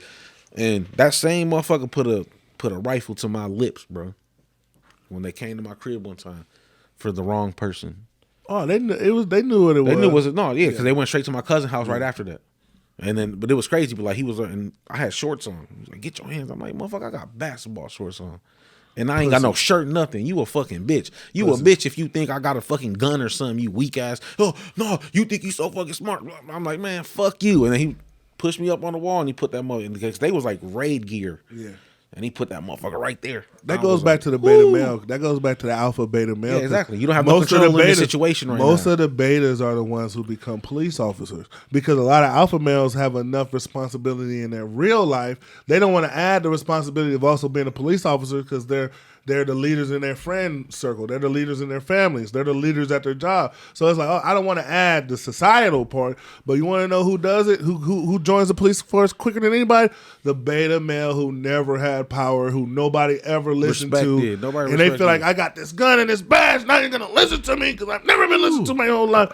You know, they take that shit. COs, nigga, the worst. Oh, yeah, they're even worse than the police. COs are the worst. Yeah, COs are the worst. Bro. Lower level. They have to. They get a kick out of the fact that they get to control the situation. You know what I'm saying? The living situation. Yeah. But shit, how the fuck did we even start talking about police and shit? man, no bullshit. Because I just seen that the last video, another one where they fucking pop dude like that. That shit was crazy. You talking about the 5 black police officers? Yeah. So it's great. I just had a conversation with one of my coworkers about that. That happened in Memphis. That's in Memphis? That happened in Memphis. Okay. And I just seen the video. I was like, damn. And my white coworker, she came out and she's one of those that, you know, she'll ask questions, but I like her asking questions because it kind of exposed to me how white people think sometimes. Right. So I always encourage it. So she comes, don't take this the wrong way. I want to ask you, but I know you're going to give me a real answer. And I'm like, why is everybody mad when this guy, why did she was trying to figure out why was the guy in her brain resisting arrest and not just doing what the cops say to do. And I had to explain to her, I was like, where do you live? She lives in Random Lake, a small town in Wisconsin. And I'm like, you grew up in an environment where you knew all the cops knew all of you. There was a comfort level that and everybody that you've seen in your small circle that's ever had to deal with cops, you either saw them do something wrong or you knew they did something wrong because you know them. It's a small circle. Exactly. There's not a question. So, he broke the law. He was speeding. He was fighting. He had a gun. So in your brain, police work works in the logical way of, if you don't do anything wrong, you have nothing to worry about, right? Exactly. But as you've seen in the situation that I just told you about where or in the situation you just told me about where they got the wrong house. Let's talk about who else had the wrong house. The killers of Breonna Taylor. Breonna fucking Taylor. That was the worst shit ever. So that wrong house shit or mistaken identity shit happens to people like us all the time. And they die. It's not like you go to jail for a long time exactly. either. You die, motherfucker. Let's not minimize the fact that it's not a sentence that you're facing. Sandra Bland. The sentence alone is fucking terrifying because that's like losing your life while being alive. You're just taken away from everything, which is bullshit if it's not something you did. You know what I mean? Exactly. But to die, fam, you're dead. That's gone. It. You're gone. There's no more. You don't even get a chance to fucking fight for your shit. You know what I mean? Like, you just talked about how we always watching these videos now. Man, people dying, and we watching these videos. I feel like this one took a minute though. It was been a minute. I feel right. Am I tripping? But right? What? Like this, the one that happened in Memphis. Well, it took a minute to get out, but it didn't take a minute for them to. No, I'm saying it's been a minute since we had. Another viral one where it was like viral. Like I feel like it's been. When I seen it, I'm like, damn. Because that George Floyd shit scared a lot, and the aftermath of George Floyd scared a lot of these cops. And a lot of them they're not stopping what they're doing, but they're being more strategic about what they're doing. They're turning their body cameras off. They're being more strategic about it. In the case of this Memphis case, it's a situation where, it goes back to, it was 5 black cops, so it takes me back to that Boys in the Hood scene where the black cop puts the gun up to Cuba Gooding Jr. head and shit like that. He the more aggressive one and shit. And that was John Carpenter's way at the time of letting us know, like, a lot of times these black cops are worse than the white cops because they feel like they have to prove something to their white bosses, their white sergeants. And going back to that, you say a lot of these white people who live in these small towns, the police officers don't act as a gang. They act as a protecting force to the people there. So as long as you're not an outsider, they treat you almost like family. So when we say fuck the police, in their minds, they're reverting to the little police officer they grew up with who made sure they got to school safe every day and made sure that, so it's personal to them. Where for us, there's a personal relationship with police with them. Whereas with us, it's completely different.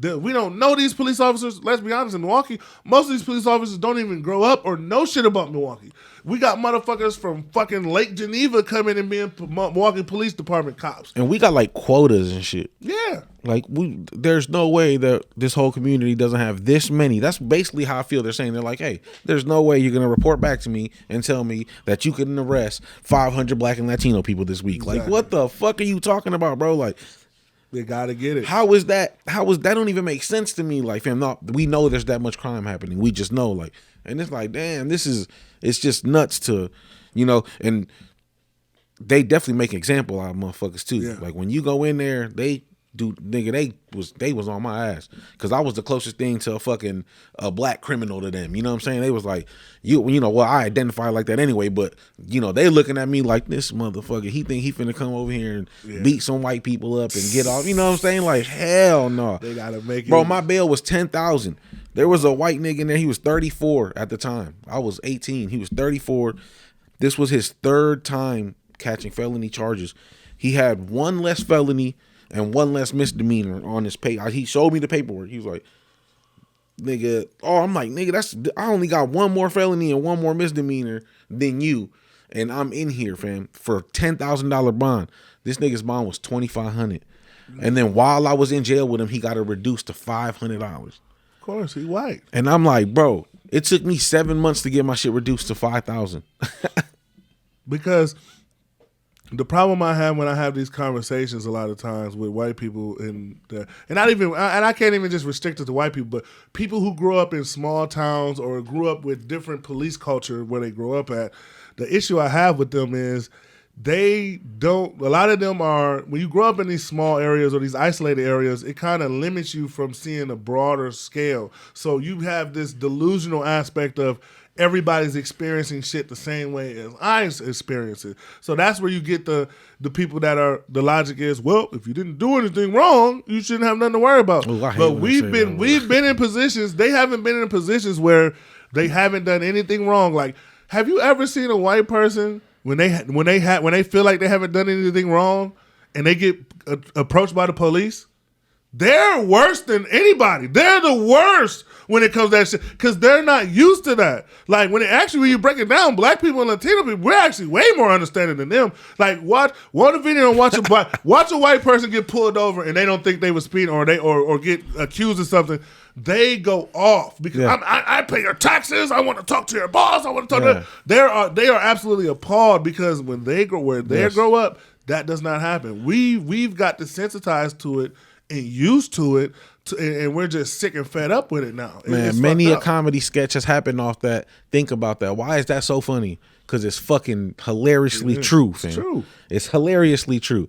You know who the fuck my dad is? Like, what the fuck? Yeah. Some shit like that. You know what I'm saying? Like, you know who the fuck? I'll have you fucking fired in a week, buddy. Like, what? That shit really happens. I've watched it happen with my own eyes before. Like, it's fucking phenomenal, bro. And how the police phenomenally are calm when that shit happens, man. Yeah. But if your ass was to be like, motherfucker, get the fuck out of the car, like you immediately are a major threat. Because the example that's propaganda, though. That's propaganda. It is propaganda. It's been pushed for years. Because you want to know what they do, and this is the analogy I like to use. The police treat white people like golden retrievers, and they treat everybody else like pit bulls, and German shepherds, bro. And if you were to approach a golden retriever, you'd probably pet it. You'd probably give it. If a golden retriever walked up to you walking up, you'd be a little hesitant. But if as long as it don't show no signs of being aggressive, you be, oh, that's somebody's dog, or I'm a pal. I ain't worried. I won't flat out run. At your head down. Yeah, I won't flat. But if if a Rottweiler comes at you, same demeanor, head down or whatever, you get the fuck up out of there. Yeah, if a pit bull come at you and they same demeanor, you're going to get scared. And that's what the police have been programmed to do. They treat us like Rottweilers and fucking pit bulls. And anytime they see a motherfucking white person, they see poodles, golden retrievers, and all that shit, and they don't feel a threat. So they get treated different. And that's what I'm saying, without that threat level. And it's crazy because who's the number one person that's shooting up everything now? Yeah, no, it's white guys. Oh, you can't bring that up. White guys. What the fuck you mean? Everybody everybody does not do stuff like that. I'm seeing white on white crime like crazy every time. I'm seeing mayo exploding tomatoes every time I turn on the fucking screen, and nobody talks about this white on white crime. Like I said, we literally had a white guy. Because there's another thing I don't like. When white people do some crazy shit, motherfuckers forget about that shit quick. We had and no matter how, like, think about this. We had a white guy go to Buffalo, New York and kill random black people on live stream. Like some Call of Duty fucking On live stream. crazy shit. That shit, like, that fucking blew my mind. But you don't hear about that shit no more. We had a white guy dress up like the Joker and go into the movie theater and just start shooting people. You don't hear about that shit no more like that. But let little Keyshawn shoot somebody around the block who robbed him for his dope, and we're going to hear about that all summer, all year long. Like, it's crazy to me how they shift the narrative. I ain't going to lie, the best ability white people have is the ability to make everybody look like criminals except them. That's that's a superpower. Yeah. We don't. Everybody's a criminal, but not They've us. executed it fucking perfectly. That's a superpower, bro. They executed it perfectly. I'm telling you, bro. They did it so fucking well, fam. Because I couldn't name not a half of a race who has, Think about how the white criminals. Like, you ever watch like white mob movies and like you watch Al Capone and how that shit. Like, they teach you about Al Capone in school. I remember being in history class learning about Al Capone like he was one of the presidents or some shit. Right, and he was just a criminal that they couldn't catch and they got him on fucking tax evasion. You not finna hear about no fucking Larry Hoover in fucking crazy. school. You're not gonna hear about no fucking Big Meech in history class like he's some sort of. But you're gonna hear about all these white mobsters and all this other shit. I can't believe that shit, bro. They literally had them. They had them in the history books. They had them deal that they made with the ports. Yeah, the Italian niggas controlled like they were the just port so cold that the American government had to tell them, "Hey, bro, we need you to lock it down on your ports." And we'll come up with a deal with the mobsters, bro. They did that shit all off fucking mafia money, fam. They controlled the eastern seaboard, bro. What the fuck? Because they built the city of Montreal and shit, bro. You ever seen that show with dude? You want to know what their cheat code was? And this is where black people, and if you're listening, this is why I encourage black people becoming police officers. Not just black and brown. All of us becoming police officers, becoming lawyers, becoming judges, becoming aldermen, becoming politicians. Because a lot of those things we say is lame and we look down on, but we need that's the power structure. That's what we need. The thing about it is the difference between us and these white gangs is these white gangs, one of the generals in their gang might be the chief of police. One of the top guys in their mob might be the fucking alderman for your town. So their power extends past the streets. Yeah. Whereas we look down completely on anything that extends past the streets, which limits our power to just street shit. So when we got to go head up with an entity that's past the streets, they laughing at us. They laughing because it's like, oh, that street shit, motherfucker. I'm the police. Like the dude said to you, motherfucker, I'm the police. I don't give a fuck about street shit. Like that's what we got to get on. We got to get on that legit way. Like a lot of times, I know a couple black guys I know that became police officers. Same shit I said about the soldier shit, and people look down on that. People, like I said, I told you that sometimes I don't like telling people about my veteran status because it becomes a whole conversation about you're black. Why would you do that? But do you understand the number one threats we have is like with all these white people that are in the Proud Boys and MAGA is a lot of them are military trained. Let's take it back to January 6th. A lot of those people who stormed that Capitol were military trained, ex-cops, ex-military. Damn. They had a set of skills. That street shit ain't finna beat them. Nope. If you think this little streets cocking your pistol to the side shit is gonna hold some weight to these military trained motherfuckers, you got another thing coming. It's not, yup. We need more black and brown people in the military. We need more black and brown people in the police force. Because another thing, let's say if there is a revolution, if we have nobody in the force, who's to stop them from just wiping us the fuck out? Well, that's what I was gonna say. That's what I actually had that question wrote down, fam. Yeah. Do you think that's a possibility of American soldiers locking down America? No, because there's too many. So what people don't know is like majority. You want to know who's the majority of the people I serve with? Hispanics. Hispanics take up a large portion I'm telling you, bro. Of the military. That's like a super escape route for Puerto Ricans, bro. Like, that's how they get out. Half of my unit was done at Puerto Rican, bro. Yeah. Like Spanish, Jewish people, a lot of black people. There's units that's just damn near all black. Like you go to certain units, you think you're in Atlanta or you think you had something like it's all black. So yeah, don't get me wrong. There's a lot of racists, a lot of people, but the Army in particular is very, very, very. And the Army is larger than all the other ones combined. Right. And the Army is very, very, very diverse. So yeah, you got a lot of brainwash people, but if they were actually to pull like some Order 66 Star Wars shit where they go around trying to lock people down and kill all this shit, I think a lot of the soldiers, I would like to believe anyway, a lot of the soldiers are going to side with the people because they are the people. A lot of these people look like us. That's your family, yeah. It's not like how it used to be where you got a bunch of white guys out there. It's a lot of people from the streets now that are in the military. Like a lot of people, you would be surprised how many street motherfuckers are in the military. They're not finna go back and shoot up and go too far. But that's why I encourage more people like us to join these forces, become teachers, become like soldiers, become police officers. The important shit, because these are the jobs. Like I feel like people of color, we don't take enough jobs that affect livelihood. We take a lot of jobs that will make our livelihood better, but is it affect outside of just being like social workers and shit? What are we doing right now as a mass of people that's gonna affect the masses? That's for everybody. How many people you grew up with saying that they wanted to be a politician or they wanted to be a police officer or they wanted to be the mayor? How many people did you go like when I went to these white schools? I was around people who generally thought like I want to run for office one day. Damn. I want to, or they like their parents own like one of the biggest businesses in Wisconsin, and they're like, I got to take over this business. Well, so I got to do. I got to do this. Yeah. We got to think bigger picture when it comes to a lot of shit because as much as we talk shit, the system will never change if we're not a part. We have to take over the system. We can't expect the same people to keep bringing the same people in and the system change. We have to take over the system. We have to become the system to take it over. So let's infiltrate this bitch. You know, like I said, I'm not talking about these Uncle Tom black police officers that are, because think about it, when the majority of the police force is white in Milwaukee, even though like we're on the north side of Milwaukee, and there's no reason why 90% of that police force should be white out of towners, and it is right. It is. So it's like you look at these guys like y'all not from here.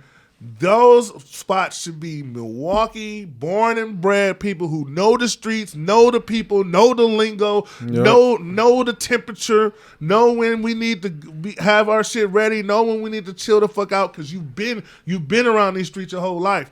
When these white people who live out in the suburbs, those police officers have been in that town their whole life. Yep. They know everybody. They seen everybody. So when you've been around people for years, you know everybody for years, you're comfortable, you're a little less likely. You can do your job better, fam. Yeah, you're a little less likely to pull that trigger too. That's what I'm saying. You'll do your job better. That's Jim. He always gets drunk and starts fighting people. Chill the fuck out. Yeah, we'll chill him in jail. I went to high school with him. They get, no, you know me, bro. You know me. Chill the fuck out. Exactly. Relax, man. I don't want to have to take you to jail, motherfucker. But if I'm a white guy from Sheboygan who's only seen black people on TV, and all of a sudden now I get casted off onto the north side of Milwaukee, where they and all I know is and they wilding, and all I know is what I see on the news. The second I see a random dreadhead come at me with a hoodie on and reach in his pocket, I'm scared shitless. Yeah, I'm gonna try to shoot you. So I guess the biggest thing is we got to get rid of the pussy cops. I guess pussy cops need to go. Like, yeah, why are you so fearful? Stop being so fucking scared. Fear for my life. Stop being so scared. Yeah, like stop being fucking scared, bro. Like. That's really what it comes down to. When I seen that video from Memphis, bro, I was like, dang. Like, you could hear it in dude's voice. Get the fuck on that ground. Get up. And it ain't funny, like, bro. Why are you so scared, bro? But it's like, bro, why the fuck? But see, another thing they do is, especially with the video cameras coming out, they'll repeat a lot of the same shit. Like, people used to make fun of this in the comedies and the movies, but I seen, stop resisting. Person ain't resisting. It's 8 of y'all. See, this is what kills me about police. My thing is, there's no reason why there should be any, unless if the person that y'all going against don't have a gun. There's absolutely no reason deadly force should be used if it's 8 of y'all and one of them. Absolutely. If at any point y'all have to beat somebody to death or jump somebody till they're damn near dead, and it's only one of them, that to me, y'all deserve to be fired, not just because y'all damn near killed about somebody, but we don't need pussy cops. Yeah, you're a fucking bitch. There's no way that if it was me, you, and let's say you pick 3, I pick 3 of my guys, and it's one person we have to defeat. Right, no way. Nobody's There's no upping. fucking way. But bro. Unless that guy ups. But if that guy's obviously not even ups. What I'm saying is, listen, bro, we're about to fucking detain you, and all we got to do is detain you. I feel like if us 8 can't get this nigga on the ground, and he pops up and runs away from us. We don't need to be police officers, man. That's it, fam. Turn your badge let in. his ass go. Hey, bro, I'm quitting. We tonight, lost. fam. I'm finna quit. We lost. That's We what lost. it is, though. They don't wanna I take think their that L's. bro. That's what it is. That's why there's so many coerced confessions. Yeah. You know, like we know you did it. No, you don't, bro. You just saying that because you need this win. And when you lose, you know how that goes. I know you watched the show from up in Manitowoc. The dude. What the fuck is that shit called? Damn, I forgot. What the fuck? With dude. I forgot his name too. Oh man, I'm fucking tripping. But dude. Huh? Making a Murderer. Bro. He was on Netflix, right? Fam. They lost. They took the L. You don't know what the fuck really happened, fam. And you have pursued this nigga to the death, and you're not gonna give it up, bro. Because it's a pride thing. And my thing is prideful people can't really give you justice because they personal emotions and their personal shit get into the way. But at the same time, that goes back to what we started off with, the beta male way of thinking. Facts. It's always controlled by pride and personal interest and shit. Like I said, part of being a leader, part of being alpha is the ability not only to have foresight, not only to plan things, but also the ability to put other things ahead of yourself at times. The ability to say, okay, I'm going to put myself back and I'm going to look at the grand picture. This L will help me, exactly, you know, in the long run. And as a beta male, they often lack that ability because being an inferior, being on the lower end of the totem pole so much, they get to a point where they impulsively want every W they can get. Every W. Like, at the expense of lives, though. That should be so crazy to me. And that's the scary part about it. Motherfuckers be doing 20, 25, fam. Oh, found out you didn't do it. Sorry about that. What the fuck, nigga? Right. Like, that's nuts to me, fam. Because even these people who die from these traffic stops, what is it? It doesn't normally stop. It ain't like these are shootouts or deadly people shooting out with the car. 9 times out of 10, this shit starts with speeding tickets or regular stops. Like, Some I mean, dumb shit. look at like Philando Castro that happened in Minnesota when he's in the car with his wife and his girl. I think the kid, I'm not sure. Yeah, the kid was in the back. in the back too. And he literally tells the cop, "Hey, I have a weapon. firearm. I have to let you know. I have to let you know. I'm ready." And then one little reach, and he lets off like 5 rounds into this guy right in front of his family.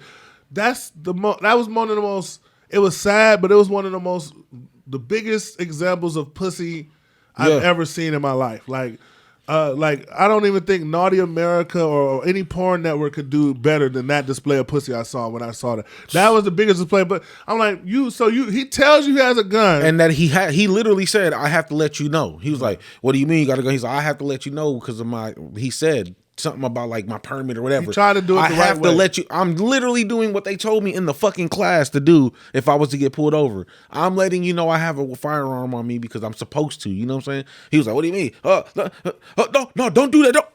What the fuck? Bro, like a person gonna tell you they got a firearm before they shoot you. Like, I have a firearm. I have a gun. Wow. Like, come you know on, what I mean? man. Like, Man lost his life. Now, not only does that man lose his life, but the girlfriend has to live with that trauma. the child. And the child has to fucking live with that child, trauma bro. forever because Without his you're father, scared. or his or her, I don't know, but without the father, fam. Like, because you fucking killed him. For what, fam? For absolutely nothing, fam. But what do you think about, just to even make this even a futuristic topic, what do you think about the idea of AI cops in the future? That's nuts. That can't discriminate. No, that's going to be Even nuts. though I still feel like they'll figure out a way to influence the algorithm a bit. You know how they do it. They would have to put something in it that protects them. You know what I mean? Yeah. You know what I mean? But and them not being fucking white people per se, but the elite, the motherfuckers who got all the cash that can do whatever the fuck they want, they're definitely about to, you got to put a thing in there, fam. Right. Like that lets them know, like, I'm not to be fucked with like that. You know what I mean? Like, because I recently got a ticket in Chicago, but it was because I passed up one of these. I don't even know, but they had a whole picture of my truck and the amount of miles an hour I was going. The toll, yeah, they did that. So I'm like, okay, so why not just eliminate? Because I'm a big promoter. I hate how these people drive now. I me too, bro. I get the most fear I have in Milwaukee right now isn't from violence, isn't from nothing. It's from the fucking drivers. That's not my biggest fear is the drivers here. And I'm a big proponent of. I would be more on board with the police pulling people over if I felt like they were doing it with the intent of actually stopping crazy driving. But if you notice, the places where the driving is the craziest, you'll never see cops there. yeah. There's never cops. There's never deterrence there. So why not eliminate the whole cops pulling people over for that shit anyway, and just put the little speed markers up and just give auto tickets out. That to me will deter a lot of people from speeding. Because if you hit my pockets like that, where I don't know where your little meters is at and shit, and I'm getting hit. If you hit my pockets like that, then I would definitely slow the fuck down. I think that just falls back on infrastructure, bro. Yeah. They got to put it into the city. Like, they don't have it like that at all, you know? Like, on the fucking, what's it called? The on-ramps and shit. Yeah. Where it be fucking the bitch ass red and green and motherfuckers don't know how to use it. There's nobody there and you're fucking stopping and shit. Motherfucker, go. It's going to turn green while you pass. But, you know, those right there, I be on there fucking up.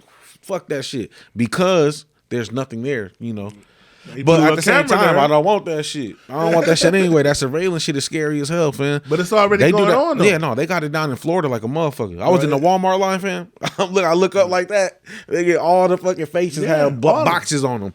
I'm like, what the fuck, nigga? Like, they got it everywhere. My thing is, y'all are watching this anyway, so why not instead of just sit there in a room and not say what's going on, why not use this surveillance to eliminate a lot of these cops? Because if you eliminate the traditional pullover, now cops have to actually do their jobs. They have to actually investigate and actually look for real reasons to pull people over. Because that whole speeding and driving. No bullshit. Now that you say that, my bad. Now that you say that, fam, I feel like they should be like firefighters and shit. Yeah.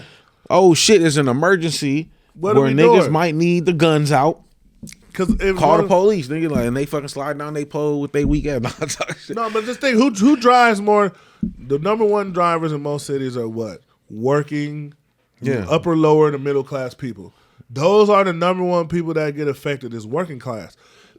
So to eliminate that, why not let robots, drones, or these little meters take care of all the speeders, and then have police actually focus on pulling people over?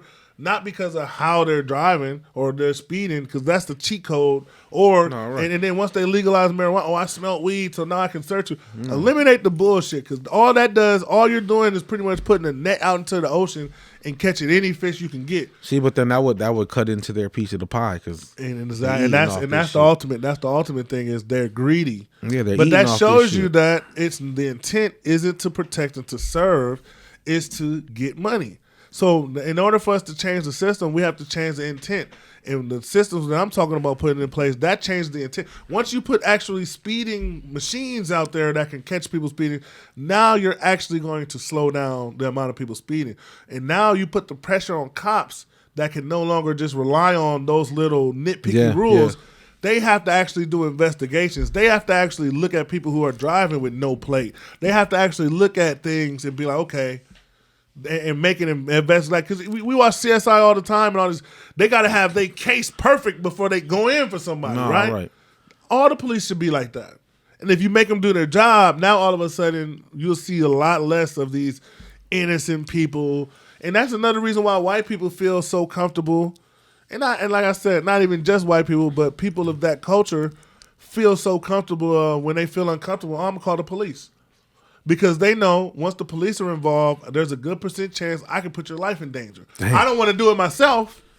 It's their way. It's no different than when we call our hitters or call our niggas up when we get in the jam. When them cornballs get in the jam, they calling their gang up. Yeah. And their gang is the police. And guess what? They gang can kill and get off on it. Your gang can't. So they're actually, you think about it, suburbanites are actually more gangster than us. Yeah. Like they gang is getting way more bodies. They got real shooters on deck. Real shooters, bro. Fuck that shit crazy, fam. All right, man. In closing, fam, I feel like you spent so much knowledge. You ain't even got to close it out with no special shit because you just went fucking crazy, bro. But I highly appreciate you coming, fam. In Rotation will forever appreciate you coming. And, you know, fam, it's nuts. I learned a lot about you, fam, and this shit was super dope, fam. I appreciate you, fam. Hey, I'll be back anytime, and definitely come for through. Real. No, this is an open platform, fam. For whenever, if you got some shit on your mind, hit me. We can make whatever happen. Oh, most definitely. I love you. Feel me? So let's get it, man. In Rotation, the podcast. Let's go.